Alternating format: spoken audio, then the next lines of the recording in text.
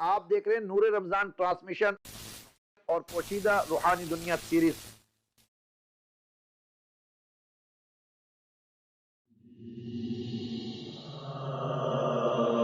इस सीरीज का last episode बड़ा जबरदस्त होने जा रहा है, जिसमें तशरीफ ला रहे हैं मेरे पीरो मुर्शिद मियां हुजूर, जिसको आप देखेंगे 21वीं शब को, जिसमें बातें होंगी मार्फत की, रूहानियत की, तरीकत की, जिसमें बात होगी चौकी के अमल की कि चौकी क्या चीज है, चौकी किस तरह लगाई जाती है, जिसमें आप देखेंगे हकीमी नुस्खे मुख्तलिफ बीमारियों के और रूहानियत पर चलने वालों के सवालात को शामिल किया जाए। शुगर के लिए कोई जामे और मुजर्रब तरीन नुस्खा इरशाद फरमा दे।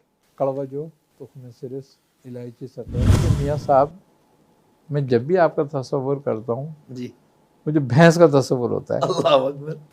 और मैं जिक्र कर रहा हूँ, हाँ, भैंस आ रही है सामने। जादूगर जो चौकी वगैरह लगा देते हैं, ये किस तरह लगाते हैं?